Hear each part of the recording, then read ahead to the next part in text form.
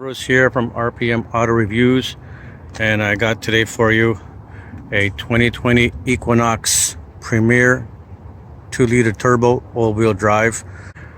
Well, let's just get a little look around at this. It's basically the same. So it's a 2019, 2020. All the specs are basically the same, only a couple of little things. So we'll get to that later. Go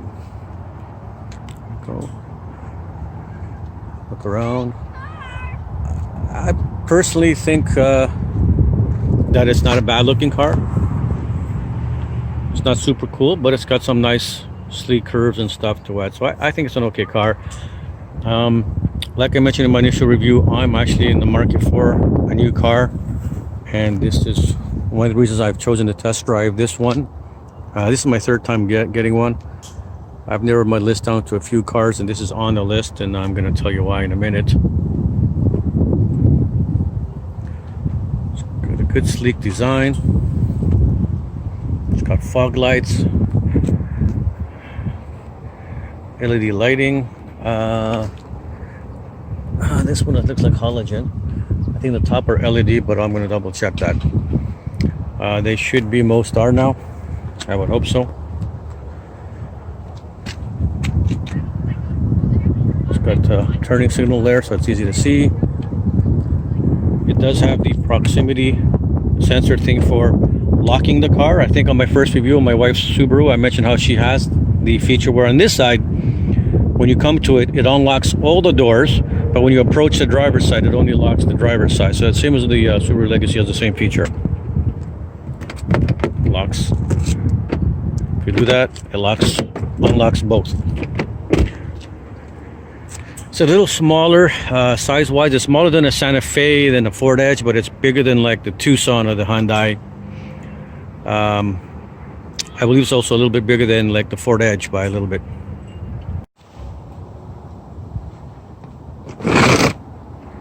So there it goes. Get a look all around. No, not bad shapes. The trunk doesn't curve in too much of an angle, so helps with the cargo space. Now this car, or CUV, it's got two pipes come out the back. That's cool. Now there's a few ways of opening the tailgate on this one. One is with the button underneath that you can press like most. There should be one on the key fob as well. And this one does have the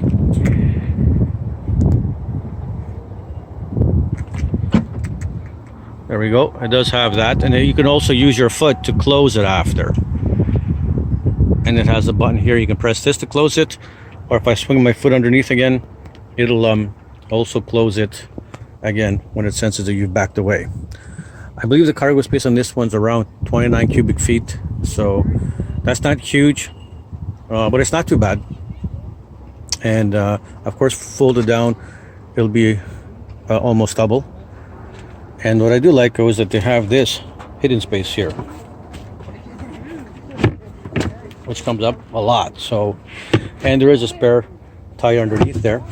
So now this is flat, so you can put things right in without having to, get it out, up and out of there.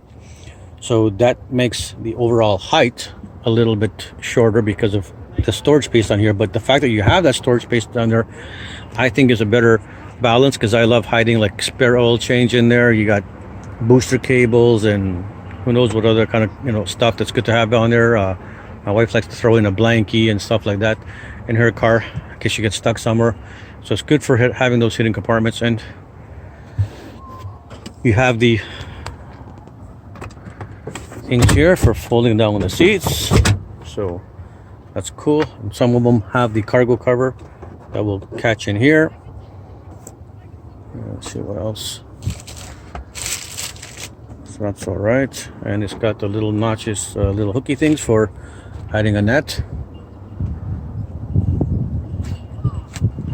So I back up, the lights flashed at it, and it's closing now. So there you go.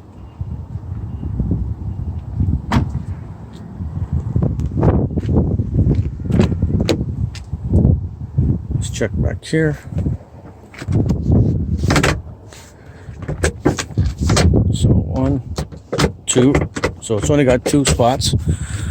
And this one does not. This actually model was one of the first cars many years ago to have the sliding forward, the Equinox, but it doesn't have the sliding forward on this one now. The Santa Fe does, which I like.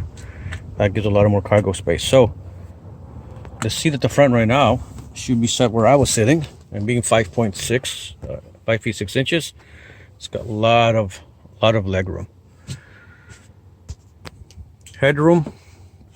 I told you guys before I do my finger test, 4 and 5, to see how many I can get over top, and I'm getting the 4 without touching, and the 5 won't. If I was able to hold it rock solid, I cannot get the 5 through without bending a little bit. So I can get this many fingers through. So definitely somebody who's 6 feet tall can sit here with lots of headroom. Somebody taller than like 6'2", 6'4", the headroom would be a little tight, but the leg room would still be fine if somebody shorter is sitting in the front. Somebody's also 6'2" in the front, it'll be taller. It'll be a little tighter for someone who's 6'4" in the back and 6'4" driving in the front. You have a bit of a tight issue. But for most size people, it's still okay. Good size.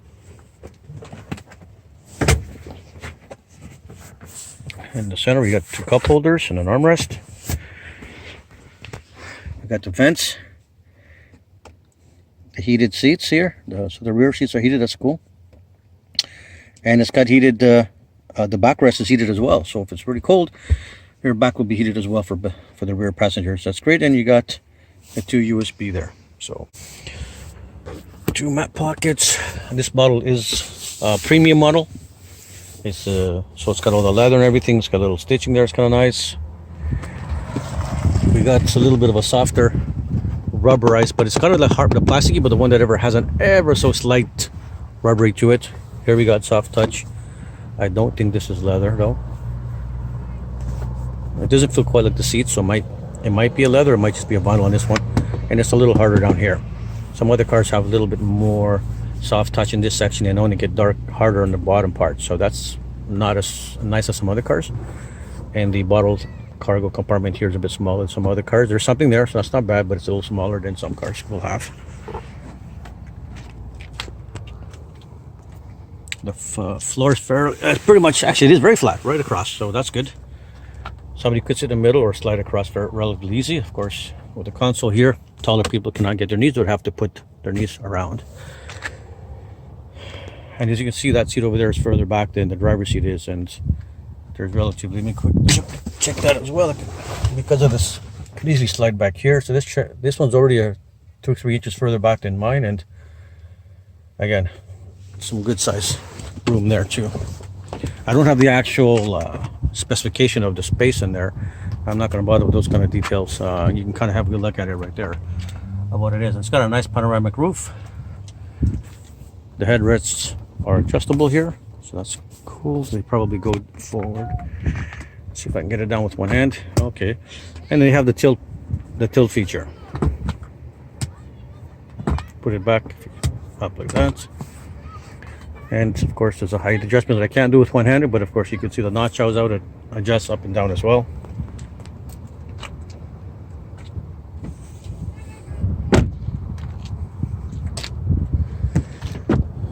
Okay. So this one does have this one has 2, 4, 6, 8. So it's got 8 adjustments. It does not have up and down for the lumbar, but it has the lumbar supports. Of course, the back, front and back, and the tilt this way, and back and forth. So the usual stuff for there.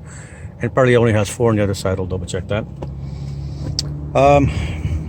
Compared to the Santa Fe, it's a smaller cabin, but it's still a decent size. I think very large people would be a little less comfortable in here, but average folks will be just fine. It's not too bad.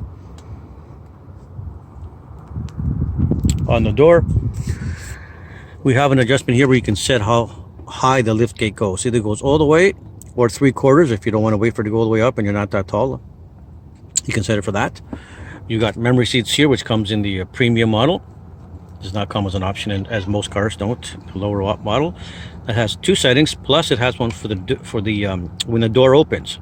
So if you set it, you can set it for when the door opens. The seat has a different position, most likely be further back than where you sit, so then it's more easy for getting in and out. So you can adjust that setting as well. And the good thing about this one, unlike my wife's Subaru Legacy, the mirror also adjusts with your position of the seating, so that's a bonus. That's nice to see that. That's another reason I actually put in this car on my list, because that's a good feature to have. We switch each other's cars a lot. Okay, so let's have a quick look inside.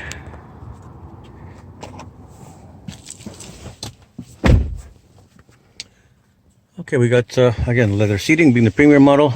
We got soft touch, rubbery soft touch here, soft touch there, all here. Again, this is the harder one.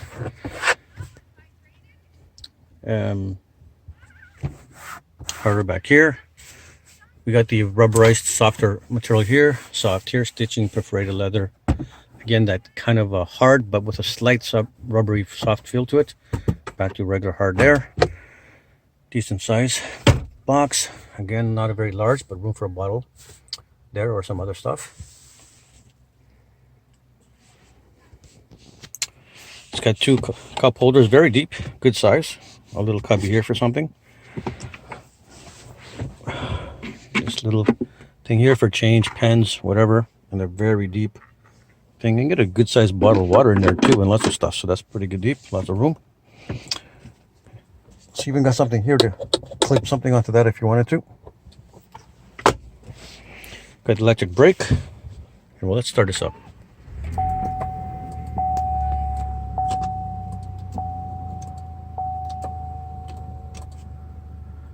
It says hood open because I got the latch open. I'll show you that in a sec. So here we go. It's got the electric brake here. Gear shifter. This does have an L for manual mode, and it has the gear shifting up and down here. Does not have paddle shifters. Something to note about this car does have the feature where the engine shuts off when you come to a stop at a stop sign or red light. And unlike many manufacturers, in this model they have not put a turn off switch for that yet. So that's one of the things I'm debating is like a negative, and I might not buy this car. As I weigh my options for other pros and cons with other vehicles, that's one of the negatives. When the car is in L mode, I'm stopping, it does not turn off. It bypasses the L mode. You can set it in L and then click all the way up to L9, and it'll just accelerate just as if it was in D. It'll switch all the gears on its own as it goes up, and it'll also rev down to a nice steady cruising RPM if you're just not accelerating anymore, just as if you're in drive. So if you can see in the rec shows on the bottom right of the little digital screen L9. If you put this all the way down to L, you first put it there, when you first put it there it's just L, but you can click to L2, L3, L4, L5 up or L down. So as you can see there, so you first put it in there as L1. If you scroll up to L9, that's as far as it goes. I think it's a 9-speed anyway, yeah. Just scroll to L9 and leave it in L mode. You can actually drive around the car. It'll accelerate. It'll change gears for you just as if it was in drive. So I don't know why it allows you to do that, but you can actually set it. If you leave it in 1, as you accelerate, of course you have to click up as you accelerating, just like you would a paddle shifter. Or any shifter. But if you can, while you're stopped or even while you're moving, you could just set it to 9 or even 7 if you want, if you're driving city, and it'll go up and down on its own while you're driving, just as if it's an auto, and the engine does not turn off when you come to a stop when it's in the L mode. Somehow it bypasses it. So, and I was checking the revs accelerating, and whether I'm accelerating just very gradual acceleration like I normally would, whether it's an auto or whether it's an L, the RPMs are going to the same spot. So I don't think technically I'm burning any more gas driving that way. So if you kind of like this car and the auto shut off engine thing is upsetting to you, which it is to me, that actually works. But you can always play with the buttons back and forth if you want to, but that would be annoying and frustrating. You'll forget and you'll rev high. So if you don't mind just putting an L every day, then scrolling up to number 9, and you can drive around all day with that, and it'll get you. I haven't tested it on higher speeds, but L9 is the highest speed, so it should relatively work up to regular highway speeds as well. So there's a bypass. Now on hot days, if you're in hot climate and your air conditioning is on all the time, of course the air conditioning will turn off if the engine turns off. So when the AC is on, that auto shut off gets bypassed as well. Okay. Now this is an all-wheel drive. Unlike most cars where the all-wheel drive is on demand, this one has a button for you to actually engage it only when you want, which is supposed to help in fuel economy, and it actually does. So I kind of like that, and I don't, and I'll get into that. Well, I'll tell you now. It's good to kind of have it. If you forgot to turn it on, started raining it all of a sudden, and you want it to be on, you got to remember to turn it on. So when the cars don't have that switch, it's automatically always on demand. This one, the on demand, will not work if you do not turn it on. So again, it's a bonus for keeping. It's supposed to be better for fuel economy, but if you forget to turn it on, there's an issue. And it has a button here for a trailer, so that adjusts your gear ratio and all that kind of stuff for hauling a trailer a little more comfortably. It does have that automatic charging thing here. It has a Type C USB, a regular USB, and an auxiliary, and there's an SD card there for the mapping. Probably can take that out and put more music there if you wanted to, and a regular 12 volt. Good little space there too. Now one of the things I like a lot about this car is the infotainment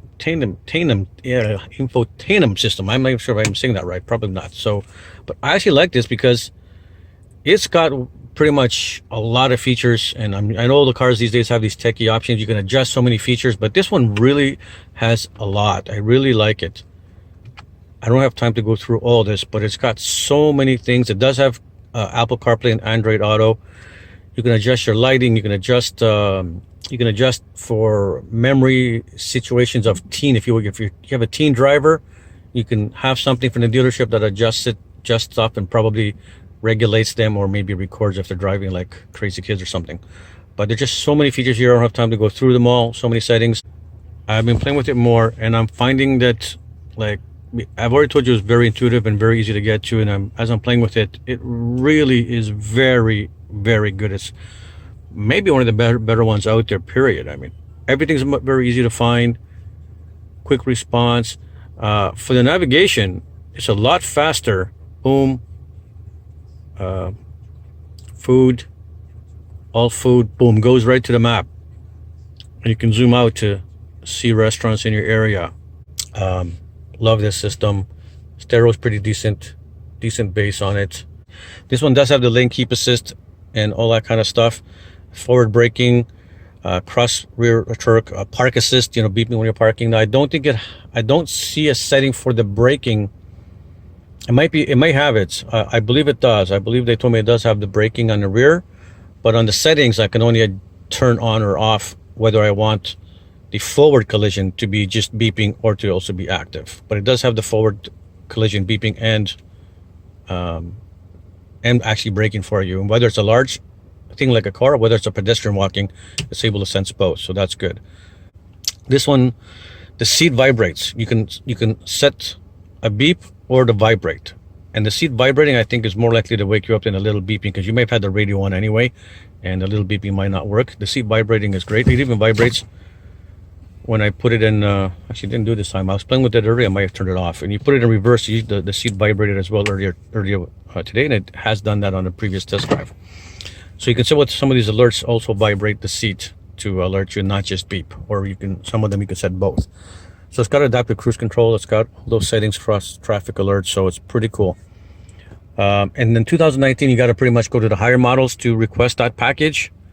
But in 2020s, I believe I saw another review stating that these packages, the forward braking, maybe not the blind spot monitoring, that's kind of an extra bonus still, but the more safety related ones for like the forward braking collision warning is coming on the lower model. I believe even as low as the base model. So that's good. Now you don't have to go that high in price to get some of the safety features.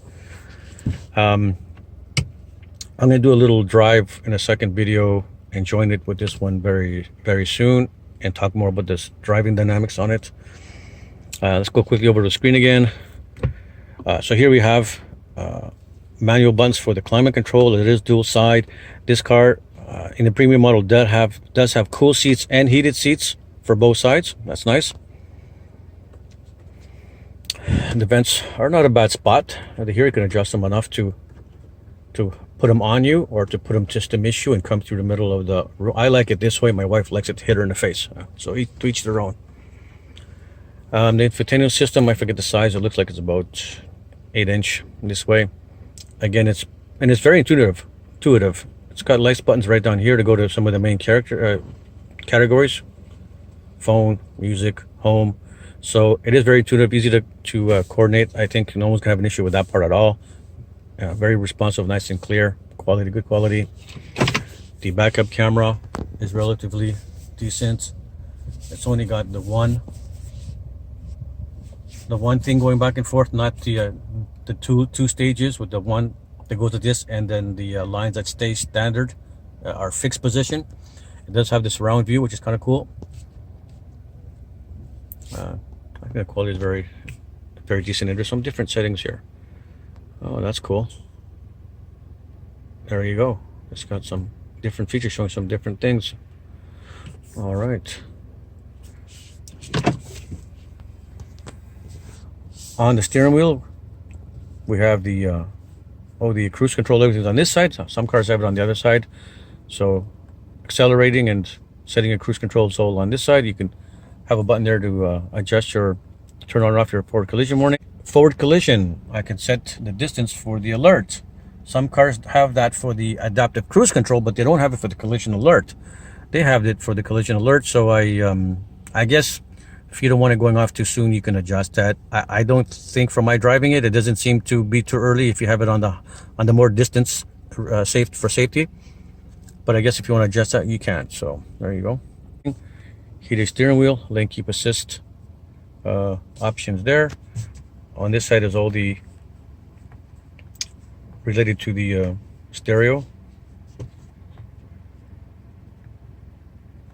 and you can well, let me scroll down. There you go. It's got different menus: demo mode, early demos mode, traction and stability, so you can adjust that. You can adjust your unit of measure, info page options, home page, speed warning options, software. I mean, pretty much all the stuff. There's so many settings here. Your fuel economy and stability control, and all these things. You can adjust settings to be louder alerts or softer alerts, etc. Different tones and lights. So it's got a lot of options. As you can see, it's got two normal analog tachometer and the speedometer. Your fuel and oil gauge are right there, and down here is all the other little screen with all that information. So it's very easy to see.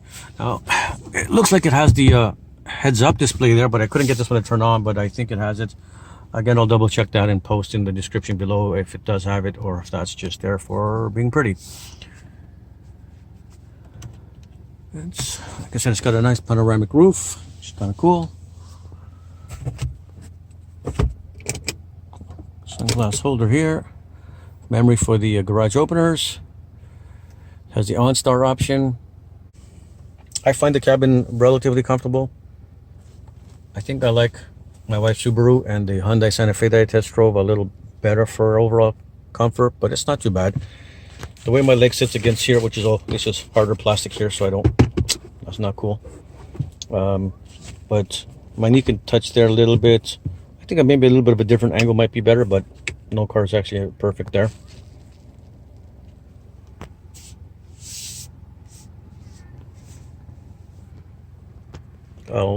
I'll reply in the description as well with more information about the stereo. I mean, this says as a premium Bose stereo in the Premier model. How good it is, I haven't played it yet. I'll report on that. So overall, some people have mentioned that fit and finish in this car is not so hot for the price point. I tend to agree. I don't see it as bad as some people make it out to be. But seeing as that this is a smaller SUV, not as big, for example, as a Santa Fe or Ford Edge, the price gets up to $45,000 here in Canada. And I do think Chevrolet is very good at overpricing their cars, so they better come up with some good bonuses to move some of these units. I definitely got to get at least $5,000 off, or I won't buy this one if I put it on my list, if it is the one that I go for. But the fit and finish, no, it's not perfect, but for the most naked eye, you know what, it's not bad, and it's It's not bad color. You can get two-tone where there's more of like an kind of like an, I wouldn't call it orangey, but it's like an orangey brown in here. I've seen those two-tone seating before, so you can see that on their website for different options. Note here, these do not have the option for going up and down to adjust height. I don't like that. I think that's bad on any modern car not having this, and bad on Chevy for this, and bad on you BMW. Your X1 and your X3 also does not have the adjustable thing. They're like almost every car has that now, and some of the BMWs don't even have that. Oh, the windows, the front two have express down. Even the back have express down, but they don't. Well, the back don't have express up, which is okay. Most don't, but the front does not have express up. It has to be manual all the way up, but of course the driver's side does have express up and down. Again, for the price point of this car being higher than anything else in its immediate competition in its class, I'm surprised it doesn't have express up as well. So bad on Chevy for that. Real quick, which you were looking at it before. You see from the back and from the front, they're quite bolstered, quite like bucket design seats with lots of, you know, coming out a lot. They come out a lot. So I find that they're hugging me and they're very comfortable in that way. And I'm only 5'6", 170 pounds. So somebody's like 200 pounds and not too big will definitely still be okay with these. But being that they kind of hug me and I'm not that big, I can only imagine that if you're really somebody like, you know, 220, 250 pounds and up, these seats are not going to be comfortable for you. They'll be too big for you. And same with the area here. It's not a, you know, it's a smaller compact SUV. So the area in here, again, for average people, even if you're tall, would be okay. But if you're really like just a really bigger person, you know, chunky but funky, as I like to say, definitely might not be the car for you. You may have to go with just something that's bigger in size. Okay, that wraps it up for now. I'll get back to you with some more information, and whatever I missed out here, I'm going to be doing my test drive with it and talking about performance and adding what I missed on to that review, but it actually will be combined to one big review. If not, it'll be a part 2 to this one. Thanks for watching RPM Auto Reviews. Please subscribe and grow with me as I start adding more car reviews. Hey guys, Stavros here from RPM Auto Reviews. I'm continuing the review for the 2020 Chevy Equinox 2-liter turbo, and I'm in the red line edition.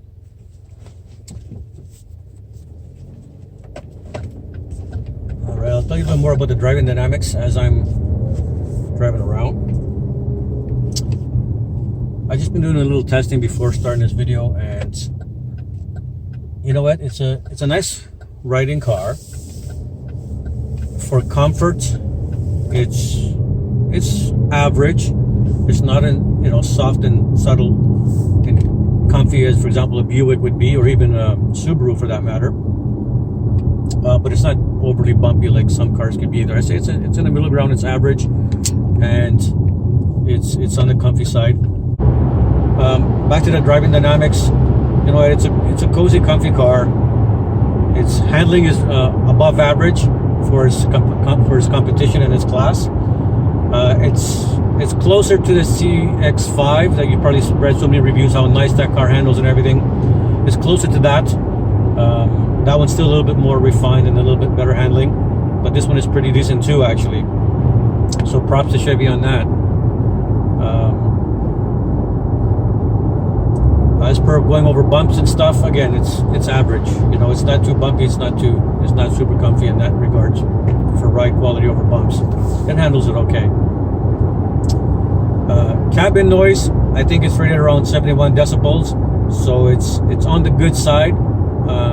Being, you know, under 70, like 68, 69 decibels is better, of course. The Hyundai Santa Fe, I think, is rated at 69 decibels. This one's around 71. So not as quiet as it can be, but it's not as noisy either. So it's in the average range, because a lot of cars are better at that now as they used to than before.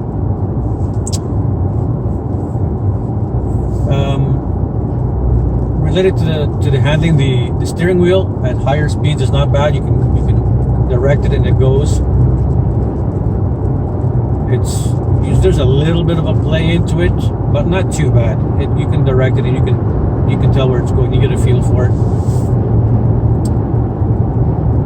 Acceleration on this car, that's the one reason this car is on my short list for potentially buying it, as I mentioned in a previous video, I am testing the first few cars I'm reviewing are ones that I'm actually going to be potentially buying myself, and this is on my list. And I'm comparing it to the Hyundai Santa Fe, which is bigger than this one, but I don't want the Tucson.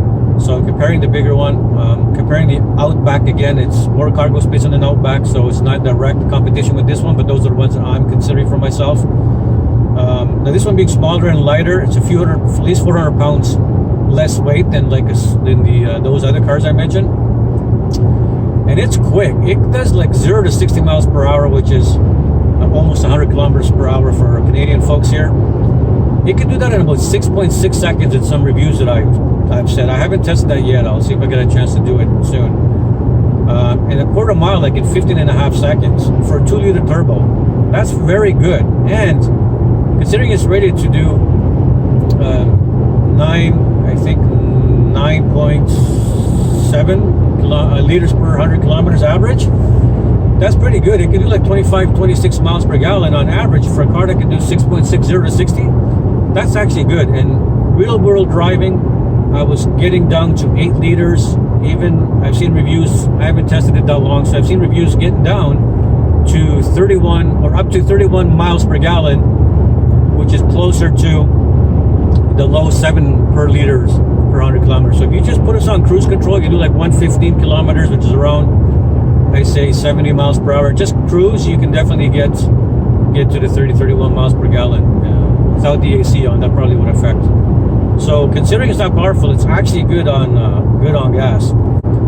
Now the most important test for me, as I mentioned before, is the 50 to 70 mile per hour acceleration test, which is more real world. We all want to pass a truck or something on the highway.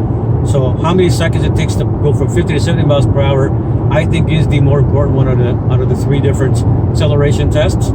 And on this one, it's rated for the mid 4s, and that's what I did actually do that a few times today, and I was getting around 4.5 seconds to go from 50 to 70 miles per hour in a passing test. So that's very good. That's competitive with some of the 6 cylinders in this class. The Subaru Outback and Legacy, which is 3.6 liters V6 engine, that does it around 4.5 seconds as well, just to give you an idea. So it's definitely got the passing power, it's got the fuel economy, and overall it's a comfortable car. I'm not a big guy, so because I sit more forward, there's room for a 6'4" person to sit back there with me driving it. On my day job, I'm a real estate agent. I show houses, I put clients in the back. So being able to have bigger clients is a bonus. And I'm not tall, so with my seating position, this cargo space is more than big enough for my personal requirements. So I mentioned fuel economy. Oh, this does come in a 1.6 liter, and which has a slightly better fuel economy rating than what I showed you this as. Of course, it's not as fast. It does 0 to 60 like in 9.6 seconds, and quarter mile in 17.2 or something. I might be off. I'm just going by memory. So it's a lot slower, but it's a little better on gas. But some real world reviews, I found that it does come in a diesel option as well. I think a 1.6 liter diesel, which of course has way better fuel economy. The specs are online if you want to go find them on the website, but it's obviously much better. But 1.5 liter turbo, even though it's better on gas, some real world reviews have shown that they're, compared to the 2-liter turbo, their fuel economy ratings are a lot closer in the real world, because that has to work a little harder, and the turbo has to kick in a little more often, being a 1.5 liter if you're a little bit of an aggressive driver in the city. So your fuel economy is not going to be that much difference, and you're going to get a lot more power if you went with a 2-liter. I personally will not buy the smaller engines for any car. I like the fuel power when I want to go, and power and fuel economy balance is a bonus. I'm repeating myself, but I got to stress that again. Again, relatively comfortable car, average to the quiet side in the cabin. Handling is above average for its class. Price, fully loaded, this thing goes for $44,000. Now, the GM always puts promotions more than other cars, because they know they overprice the cars on purpose, and then you can, they have 2,000-3,000 options off, and you can negotiate more. If I did go for this car, I personally gotta get, there's already like 2,500 off in promotions. I would have to get another 3,000 3,000-4,000 off to buy it. One, because I'm upset about the dealing with the auto shut off, but just because I would want the premium trim, and it's overpriced. The fully loaded Honda CR-V fully loaded RAV4, both are around the 41,000 Canadian fully loaded, and this one's around the 44. A little less with some of the discounts, but why would they just, I don't know why they bothered to overprice it, right? So I would definitely want more. Now, granted, this is faster than the CR-V, faster than the RAV4 and the Rogue, and a lot of its competition. Like I said, it's pretty much possibly the second fastest in its class. And to me, there's value there. This doesn't have as good a fuel economy as the RAV4, the Rogue, and the Honda CR-V, etc. But I'd rather take a hit on that fuel economy, enjoy the power up that this has when you need it. But again, it's overpriced compared to its competition. You can argue there's value because it has some things more. The power is one of them, of course. A faster engine means it's more value. Some of the other cars don't offer full features like the lane keep assist. Some cars will offer the beeping, but they won't offer the reactive. This one does have the reactive. If I let go of the steering wheel, I've tested it. It does kind of knock you back and forth into your lane. So it works relatively okay in that regards. I'm not sure if it's as sensitive as other cars. I believe the Subaru's EyeSight, from other reviews I've seen, have one of the best systems for that. And for the for safety, I see the review from, I'll put this review in my links. I want you guys to see it. In Australia, someone did a review of 10 cars to test their safety with all these techie things. Overall, we got on the basics. It's a nice sporty ride for a small SUV, and it's great on power and fuel economy balance. In short, it's definitely a car to put on your list. Go test drive it and decide for yourself. I don't want to be anyone's, deciding factor, right? So go test it out and check it out as well. But I do recommend checking out the CX-5, the Forester. If you don't mind the extra lack of power, the Forester is a good choice. It's a great choice, actually. The CX-5 does have a new turbo engine as well, so that's cool. So go test drive all the regular competitions, and use some of these reviews to help guide you. If you're not a very car savvy person and you kind of appreciate someone else's opinion on it, then by all means watch my review, watch other reviews, and pick the car you like and take into consideration key features. I'm just going to add the acceleration. You guys can hear the engine. I don't think I did that. I'm not sure. I don't think I hit the gas at all while I was doing my review, so I'm adding this tidbit to the video. There we go.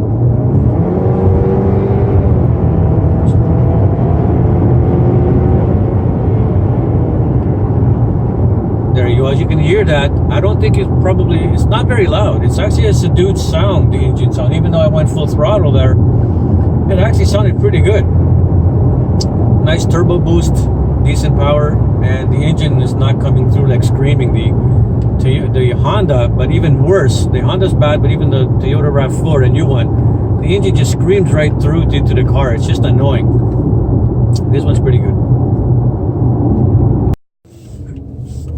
Okay, so we're taking the Equinox onto a more, here we go, side gravelly road. Get an idea for the comfort.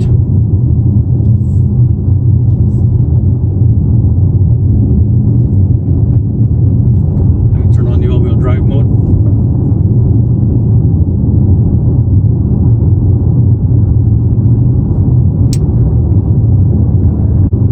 It's not too bad. I mean, it's not as bumpy as I was hoping it would be right here. So it's still relatively comfortable and having this specific road pretty good. I'll see if I can find a little bit bumpier one to go on. Guys, I find a nice unassuming road to test out the Equinox's ride quality and stuff. Let's hope nothing goes wrong, because this is a tester I got here. There's definitely a rut here, but luckily the ground clearance is enough for that.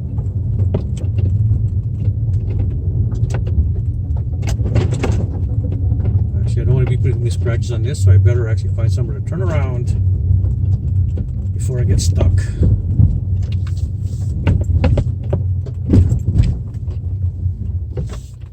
But it's handling it okay.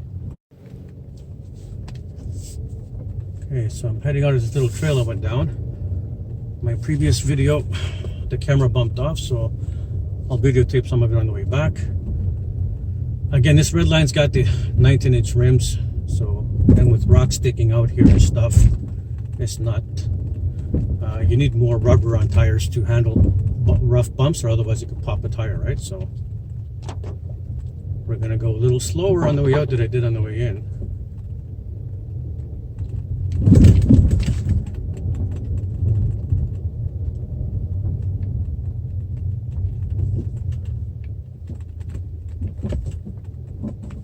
And there's a couple of, you probably can't see it, but there's a couple of rocks on both sides sticking out at an angle that was not friendly.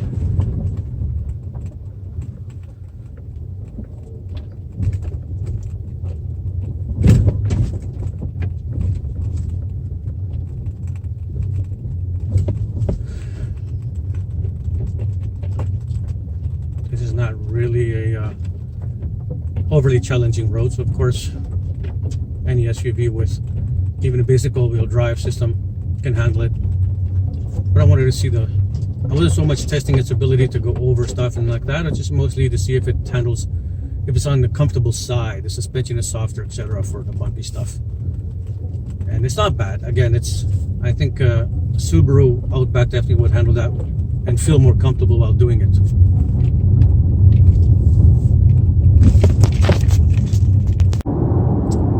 That's it for now. I'm going to see if I can find a dirt road and give you a review on that to see how it's handling some of the bumpy roads. Thanks for watching. I'm going to actually extend this, but in case I don't, please prescribe to my channel and grow with me.